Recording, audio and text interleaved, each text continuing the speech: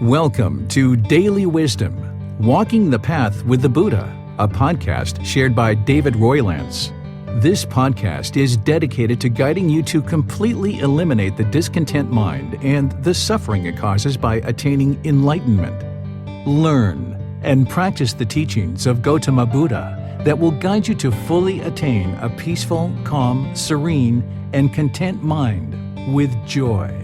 To support this podcast, visit patreon.com/support Buddha or visit buddhadailywisdom.com, where you will discover a full range of courses, retreats, and online learning resources to assist you on the path to enlightenment. Now, here's our teacher to share more.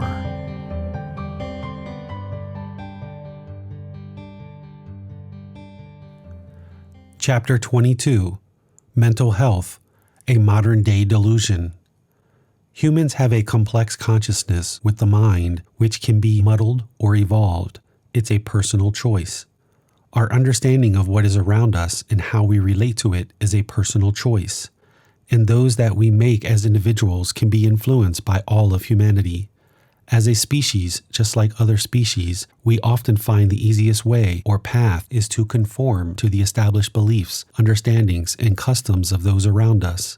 We conform to what is expected of us as individuals within a larger society. This conformity helps to keep us moving in a similar direction, yet with greed, hatred, and delusion demonstrated with the pursuit of cravings, desires, accumulation of ego, and protection of a self.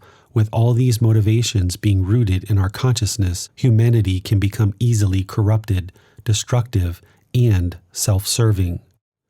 We often feel we are the center of the universe and intellectually superior to prior civilizations. But with little known of civilizations that existed even just a couple centuries ago, let alone thousands of years ago, this is very egotistical.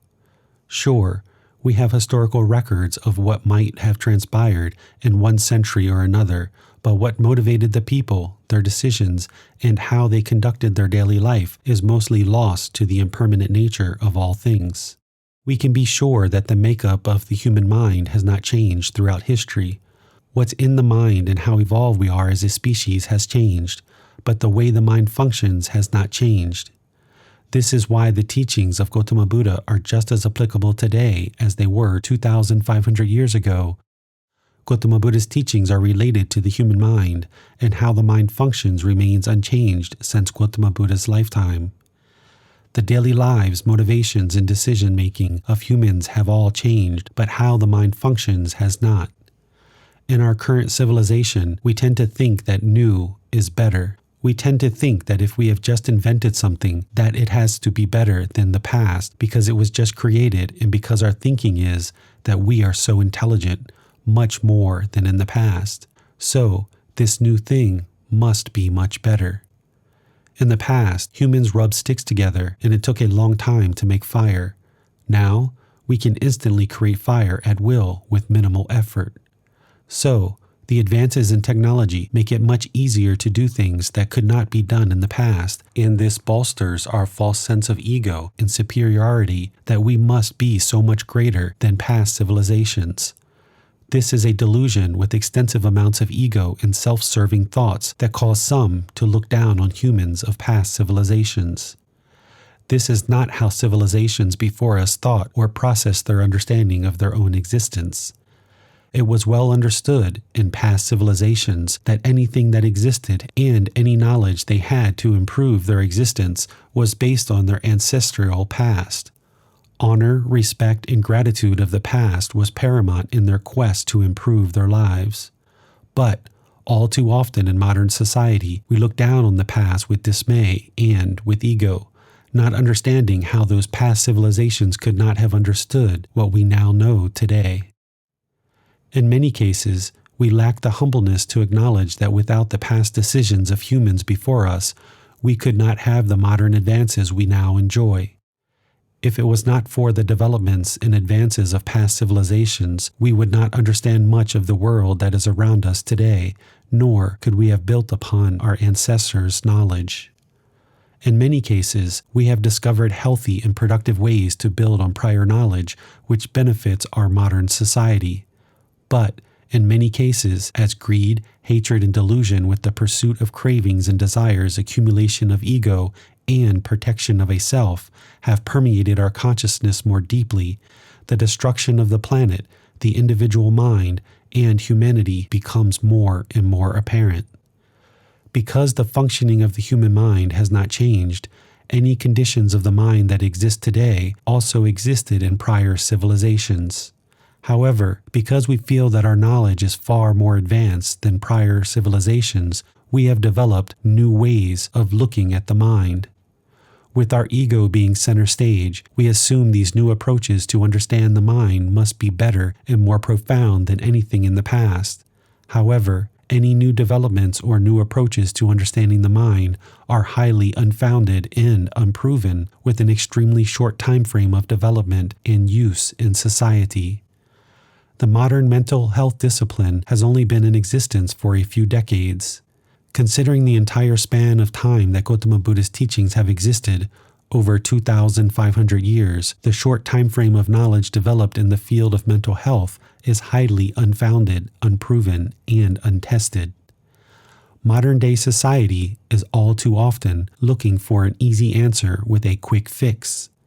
So, when humans are feeling sad, lonely, anxious, or experiencing wide ranges of discontent feelings in our new approach to the mind, we label these feelings as mental illness and now have an enormous discipline of treatments that we claim are going to improve the unwelcome thoughts and emotions of the human mind. We have a highly medicated humanity that uses drugs to escape the reality of our existence rather than accept responsibility for our personal choices that lead to either a miserable existence or a higher consciousness with the ability to relate to the world around us in a more healthy way.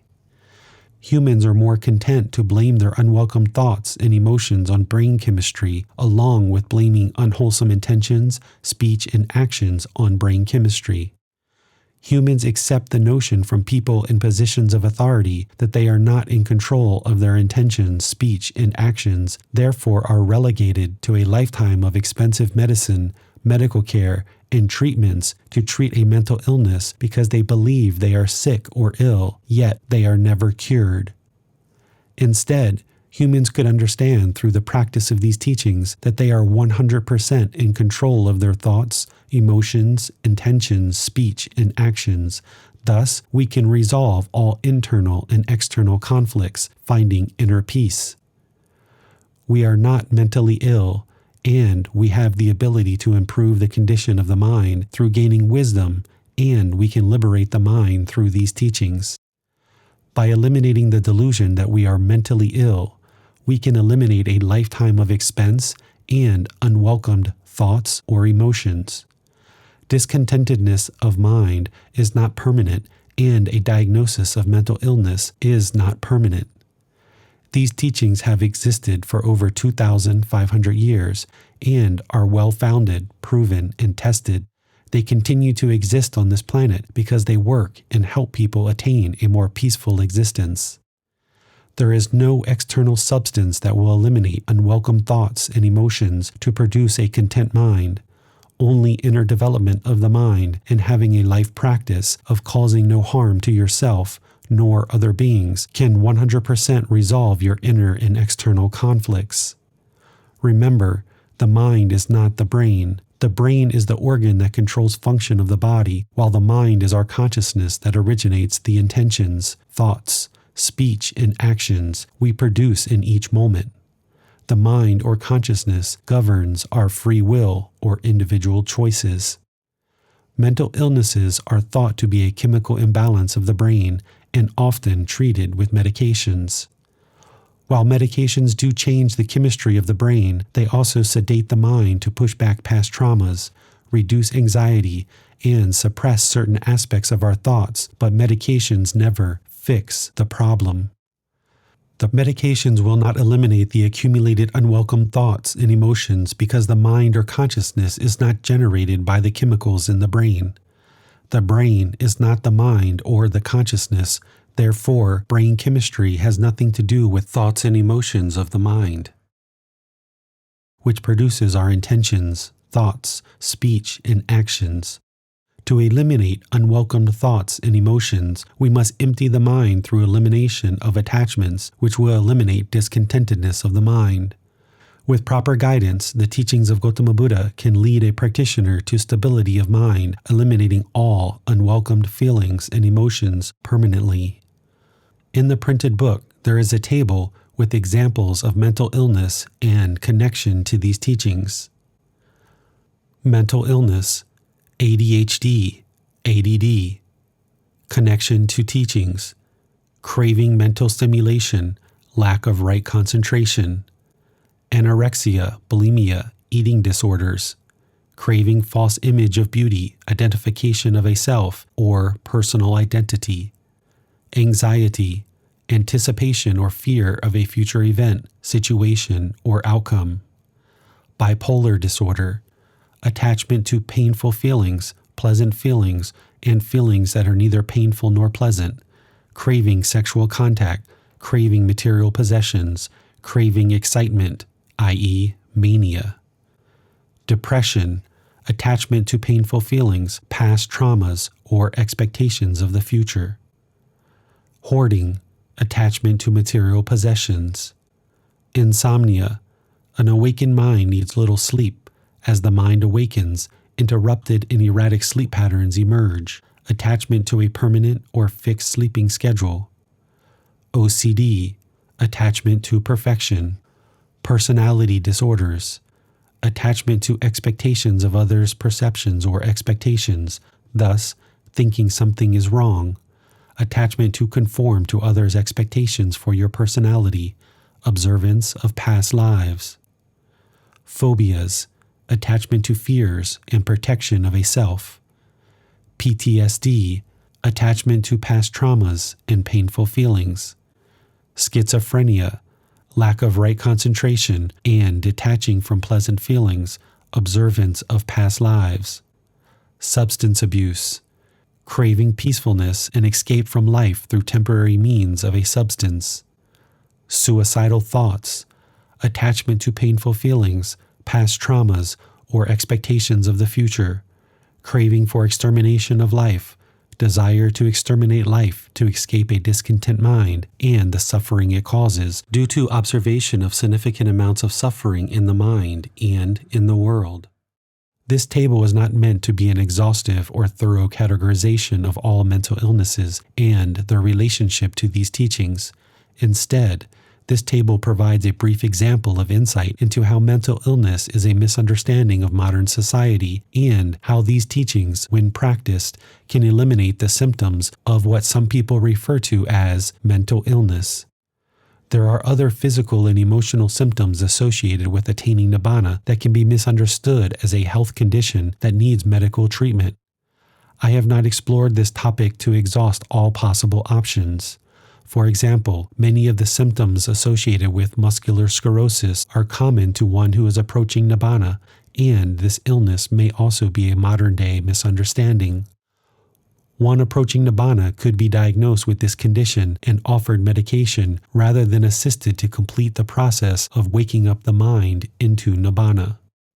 The mind can produce hallucinations, delusions, and countless other thoughts, emotions, and feelings that, when looked at by an individual unfamiliar with the process of a mind awakening to a higher consciousness, could be viewed as not normal and labeled as mental illness. The mind can produce many hallucinations and delusional thinking as the mind wakes up into a higher consciousness, but lacks the stability of an established practice in these teachings. With an established meditation practice and the support of a practice in these teachings, one can attain a stable, calm, and content mind free of medication. The symptoms experienced are not a medical issue, and there is nothing wrong with the brain chemistry, but instead, the mind is untrained, and thus the individual experiencing the awakening does not have the ability to control the mind. Through proper training in these teachings that include meditation techniques, the individual can learn how to control the mind to completely eliminate all hallucinations, delusional thinking, desire for self-harm, sad, depressed feelings, and all other unwelcomed emotions that are now associated with mental illness. If the mental health industry was effective at improving mental health, we would expect to see mental health cases consistently decreasing as these disciplines are shared worldwide. As the new mental health discipline is shared more widely, we would expect to see the mental health of humanity consistently improving throughout the world with more and more stability of mind. In the countries of origin for these mental health disciplines, and those countries where these practices are shared most widely, if the new mental health discipline is effective at improving the quality of mind, we would expect to see that population of people as the most mentally stable in the entire world. This is not the result of what we see in the new mental health industry. Furthermore, if the conditions described in the mental health industry, such as sadness, loneliness, anxiety, and others, are based on chemistry in the brain that can be resolved by expensive medications, we would expect to see the same conditions throughout all populations of humanity. If the premise of the mental health industry is that these conditions are a result of a defective brain that does not produce the proper chemical balance for the human being to function normally, we would see all populations across the world suffering from these same conditions that are currently labeled as illnesses in modern times. We would also see these conditions dating back throughout history as humans have evolved. Humanity and the human mind could not have truly become unbalanced and defective in a matter of a couple of decades. The feelings of sadness, loneliness, anxiety, and others have been experienced by all humans throughout time, yet they were not considered illnesses until recent times. Not all populations across the world experience the same instability of mind. This is proof that mental illness is not a human condition experienced throughout all of humanity, and thus, there is no medication that will change the way one thinks, speaks, or acts. Civilizations in the past understood the process of a mind that is awakening and understood how to assist these people with guidance and support to find stability, calmness, and a peaceful mind. An unawakened mind with significant attachments will have poor concentration, lack motivation, and experience many difficulties in life, along with other symptoms. All these symptoms and many more are now associated with mental illness that rarely gets fully resolved through costly medications and are merely symptoms of an unenlightened mind. While the suffering and anguish of mental illness is real, the reason for why humans are having unwelcomed emotions is not real. Mental illness is not due to brain chemistry, but instead that the mind has not been trained to eliminate attachment, craving, desires, clinging, and attain the qualities of a mind that has gradually awakened to Nibbana and is waking up to its higher consciousness. A trained mind can be controlled through healthy practices known to humanity for over 2,500 years. Nibbana is a mind that is peaceful, calm, serene, and content with joy. This permanent mental state is achievable by all human beings who choose to apply dedication and commitment to learning and practicing these teachings. A mind with Nibbana will have an unshakable calmness, steadiness, and be content or satisfied with what is, rather than constantly craving more and more. If our new approaches and these new medications are helpful to resolve the conditions of mental health or the mind, we would expect to see a reduction of mental health cases and significant improvements to humanity's mental health. However, since the introduction of these medications and discipline of mental health practices, we have seen a continuous degrading of mental health across humanity, represented in the actions of humans through increased war, conflicts, hate, terrorism, mass shootings, and countless other problematic actions created by humans. With modern disciplines being created in the mental health field being based upon, but not proven, on brain chemistry, these new disciplines overlook the past developments, discounting their significance. This mindset is based on the ego of modern humanity, feeling that what we have developed in new disciplines is more advanced than past civilizations and that our understanding of the mind must be more profound than in the past. We put more significance on our intelligence and scientific methods than our ancestral knowledge of the past. The makeup of the human mind has not changed since Gotama Buddha's lifetime 2,500 years ago. Therefore, the thoughts and emotions experienced by humans also have not changed. Humans 2,500 years ago had sadness, loneliness, and anxieties. Rather than look for the quick fix and the easy methods to resolve these unwelcome thoughts and emotions, people looked for answers within themselves. Humans in the past took responsibility for the thoughts and emotions they had and looked for methods to rid themselves of the unwelcomed and uncomfortable emotions through means of a permanent solution, seeking insight and wisdom of the mind and its function. Humans trusted that they had the ability to eliminate the unwelcomed conditions of the mind, and they found the answers. People of past civilizations did not look for external things to create inner peace. Nibbana, enlightenment, and a higher consciousness was discovered and realized by humans. Later, due to impermanence, these teachings were degraded, and thus the collective condition of humanity's mind has also degraded. The destruction of humanity's mind can be seen in the planet, the news of human actions, and our blaming of others for our despair or misery. Many are waiting for the return of a savior that will sort out all this mess and instantly save us all. Some are expecting that a universal power from a higher entity will resolve the crisis of humanity and ask for favors through daily prayer. But the wise understand that we got ourselves into this mess, and we are the only ones who can get ourselves out of this mess. There have been countless prayers and ceremonial worship for many generations. However, humanity continues to get worse and worse and worse. Why is humanity continuing to hold out hope for a third party to resolve all the conflicts and mess we created? If a third party had interest or ability to instantly save us all, that would have happened already. We can resolve the issues of the world through gradual training and development of our individual mind. Humanity is a collection of humans with individual minds. If individuals in humanity decide to purify the mind through these teachings, we will create a kinder, gentler, more peaceful civilization. There is not one person or one entity that can decide for you to pursue a higher consciousness. You must decide for yourself and pursue to evolve your own higher consciousness to attain enlightenment in Nibbana. Diagnosis of mental illness is devastating large populations of people, convincing them that they are sick, ill, and relegating them to a lifetime of medications and treatments with no cure and a lifetime of expenses. If you are not sad prior to the diagnosis, you certainly will be after being convinced by a person of authority that you are sick and your brain is defective. There are people with diagnosed mental illnesses who have eliminated all unwelcomed thoughts, emotions, medications, and medical treatments through these teachings and practices. Belief is a powerful persuader of the mind. If you believe you are sick and ill, then you will continue to believe this and be relegated to medications, doctors, hospitals, and treatments for an imbalance in the brain chemistry. This imbalance cannot be proven through any test, and there is a good chance you may never become fully well through the mental health industry.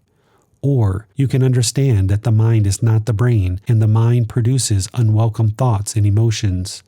The mind can be trained and then controlled by you to eliminate unwelcome thoughts and emotions, just like has been done for the last 2,500 years. This knowledge has been largely lost and pushed aside due to the egotistical thinking of our modern age, along with overwhelming greed.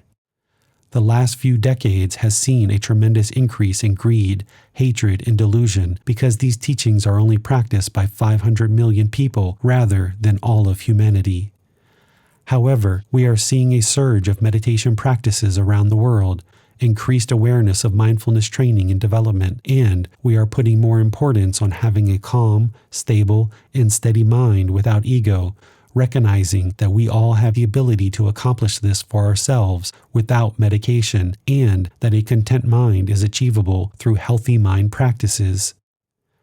We can accept the notions of our modern society continuing to feel we are smarter, more intelligent, and better off than past civilizations, or we can look at the past, realizing that the simple and humble life they lived in harmony with the planet and each other was a peaceful and content way to coexist with all beings.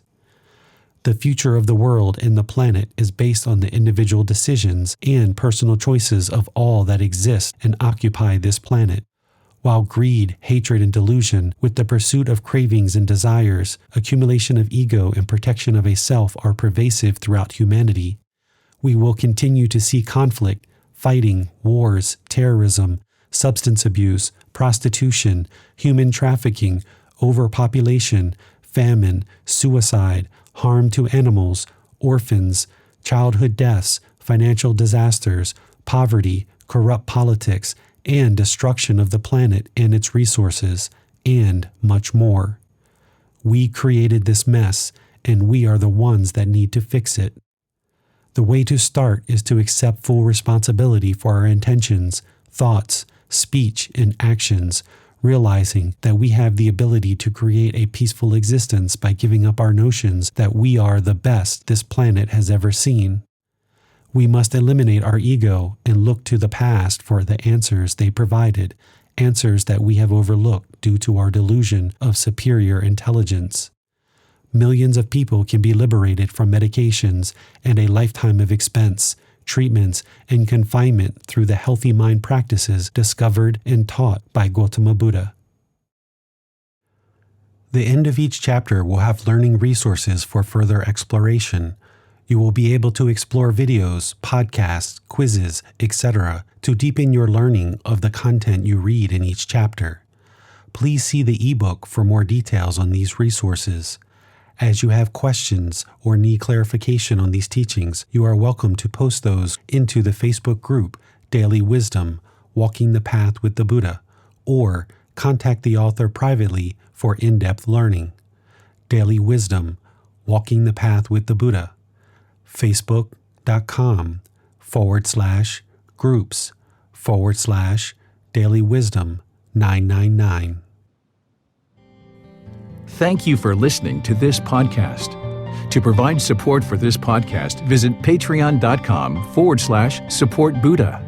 To access more teachings, visit buddhadailywisdom.com. There, you will discover a full range of courses, retreats, and online resources to assist you on the path to enlightenment. Remember to establish a daily, consistent meditation practice, along with learning and practicing these teachings. A well-developed meditation practice is the foundation in which to train the mind to attain enlightenment.